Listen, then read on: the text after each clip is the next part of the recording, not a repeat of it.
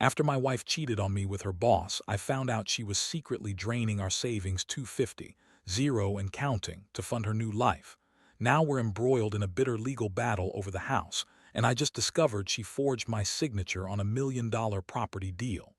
Hello everyone. Dear listeners, please share your thoughts in the comments section below. And don't forget to like, share, and subscribe. Now, let's begin the video.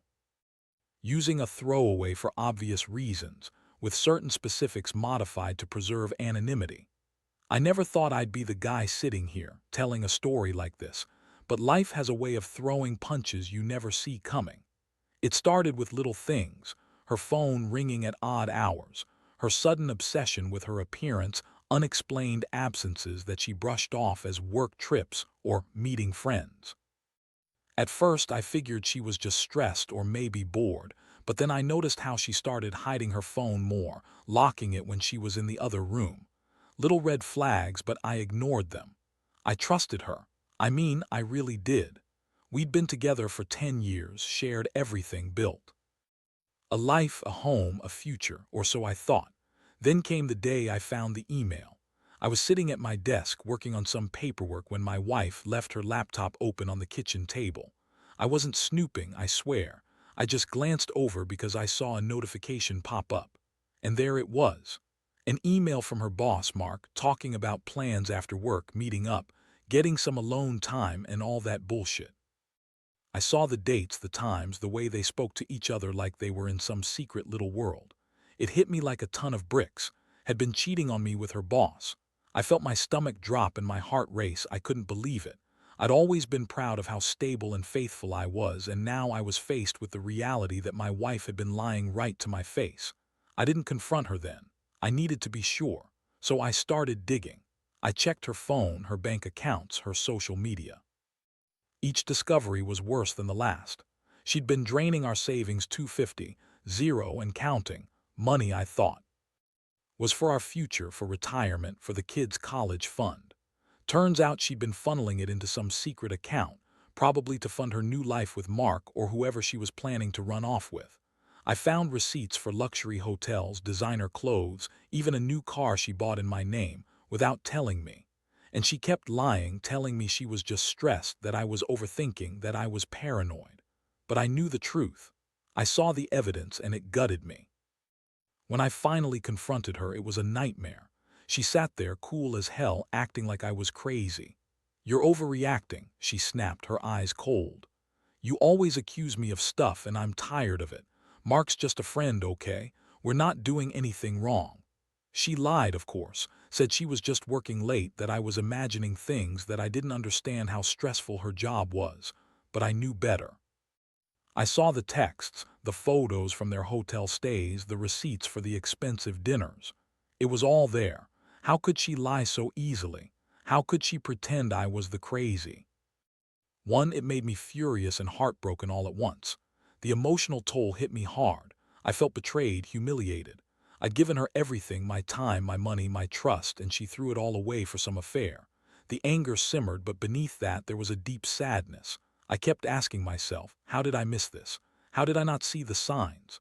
I replayed every moment, every conversation, trying to find where I went wrong. I felt stupid, naive even. But then I realized I wasn't stupid. I was just blind to what she was hiding. The shock was overwhelming, and I couldn't help but wonder what I did to deserve this. I started thinking about what to do next. I knew I couldn't stay with someone who lied and cheated on me like this. I also started to realize I had to protect what was mine, our house, our money, everything we'd built. I decided I'd fight for the truth, for justice, and for myself.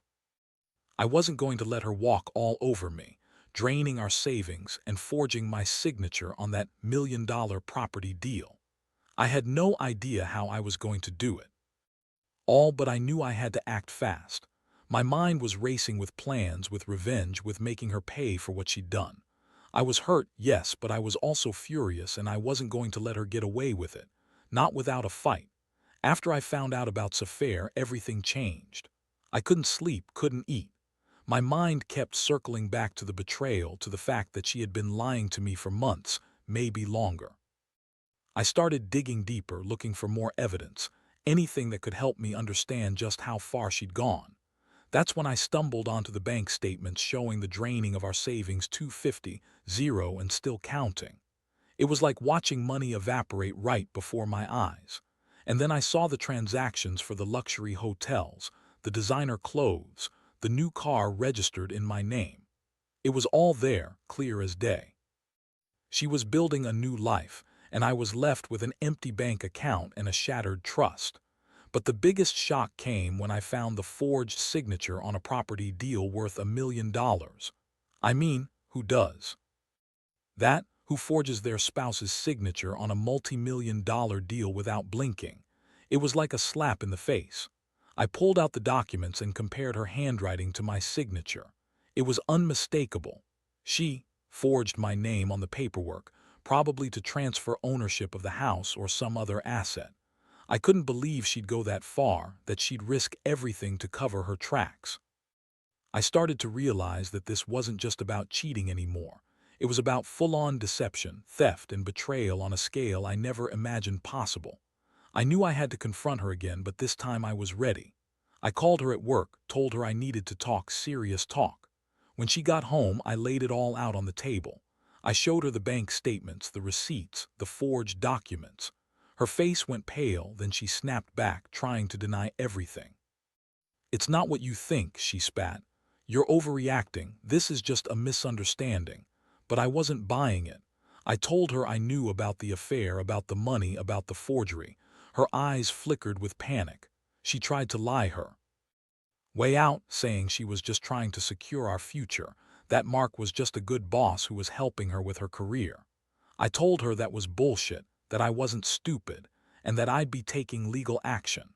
That's when I felt a cold wave of realization. She was willing to do anything to keep her new life afloat, even if it meant destroying everything we had.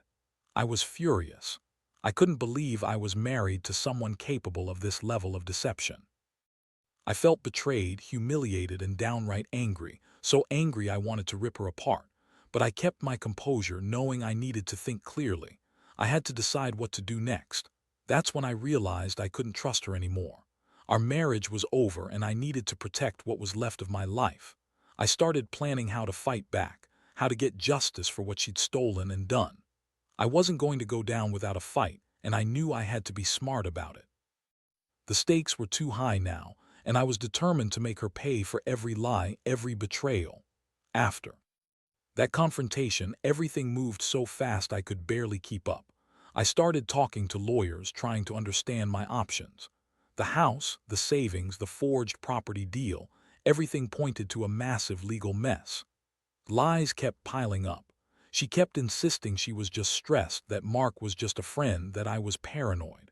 But I had the evidence now, and I wasn't about to let her manipulate her way out of it. I knew I needed to act quickly before she could cover her tracks further or drain what was left. I hired a private investigator to dig into her financials and her movements.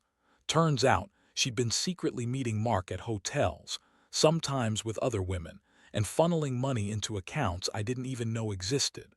The more I learned, the more I realized how deep her web of lies went. She'd been planning this for months, maybe longer.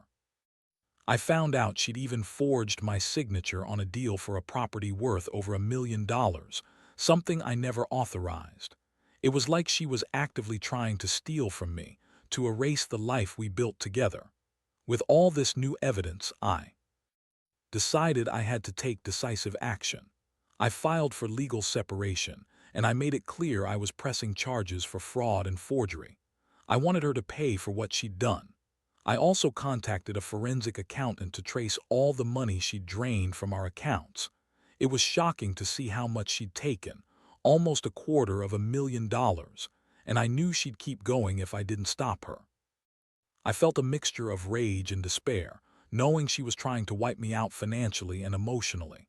My trust was shattered, and I was starting to realize that this wasn't just about her cheating. It was about her trying to take everything from me. Meanwhile, she kept insisting she was innocent, that I was overreacting, that I was just jealous and paranoid. She said she loved me, that Mark was just a boss who was helping her career, and that I was just insecure. Yeah, right. I saw the truth in her eyes. the cold, calculating look that told me she was willing to do whatever it took to keep her new life. I couldn't believe I'd been so blind. I'd trusted her with everything. And now I was faced with the reality that she'd been planning her escape behind my back all along. The anger grew, but so did the resolve. I knew I had to get control of this before she managed to wipe us out completely. I started to plan how to fight back, how to reclaim what she was trying to steal. I wasn't going down without a fight. By the time I had all my legal ducks in a row, behavior became even more erratic. She was panicked, trying to spin stories, desperately denying everything. She kept insisting she loved me, that Mark was just a mentor, that I was overreacting because I was insecure. But I wasn't buying it anymore. I saw through her lies. The forged signature on that property deal was the final nail. I had the documents, the bank statements, the receipts, and the forensic report confirming her forgery. It was clear she'd crossed a line I couldn't ignore. I decided I needed to confront her again, this time with everything laid bare in front of her. I told her I had proof of everything, her affair, the draining of our savings, the forged signature, all of it. Her face twisted into a mixture of fury and desperation. She threw a fit, shouting that I was ruining her life, that I was being paranoid, that she loved me but had made a mistake. She begged me to forgive her, to forget everything, promising it was all just a mistake, that Mark was just a business acquaintance, and that she'd stop lying and cheating. But I wasn't buying her crocodile tears. I knew she was trying to manipulate me, to turn the tables and make me feel guilty. That night I couldn't sleep. I felt sick to my stomach. The woman I'd trusted, the woman I'd loved, had betrayed me on every level. I kept asking myself how I missed the signs, how I could have been so blind. I felt betrayed, humiliated, and furious. It was like some terrible movie I couldn't wake up from. I was angry at her, but mostly I was angry at myself for not seeing it sooner. I'd given her everything, my time, my money, my trust, and she'd thrown it all away for some affair and a quick cash grab. I realized I had to cut her out of my life completely if I was going to survive this. I knew I couldn't fix her, only protect myself from her lies and schemes. The next step was clear. I had to take control of the situation legally. I contacted my attorney and started the process of freezing her accounts, protecting the house, and preparing for a bitter legal battle. I also started documenting everything, every email, every text, every financial transaction. I knew was dangerous, and I couldn't let her get away with any more deception. I also hired a private investigator to keep tabs on her, just in case she tried to run or hide anything.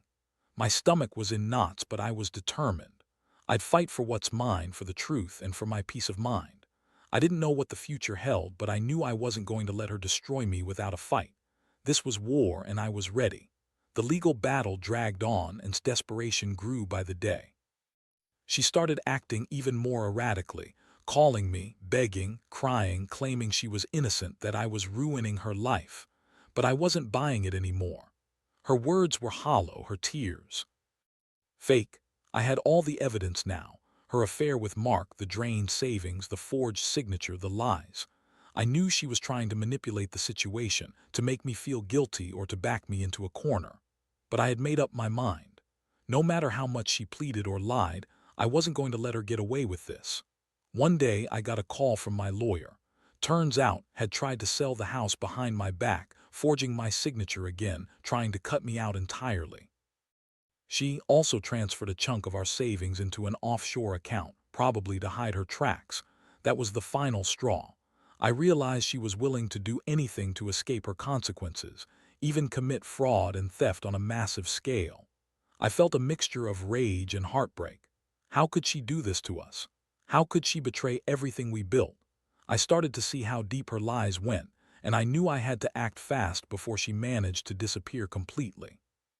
I decided to take control of the situation. I filed for full legal custody of the house and sought a restraining order against her. I also filed criminal charges for forgery, fraud, and theft. I knew I was fighting an uphill battle, but I was determined to see it through.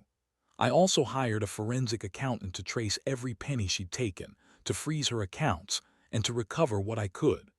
I felt like I'd been punched in the gut every day, but I refused to back down. I had to protect what was left of my life, my reputation, and my future. I started gathering more evidence, preparing for the worst. I knew wasn't going to go quietly, but I was ready for whatever she threw at me. Meanwhile, she kept trying to contact me, begging for forgiveness, claiming she'd change, promising she'd stop the affair and make everything right.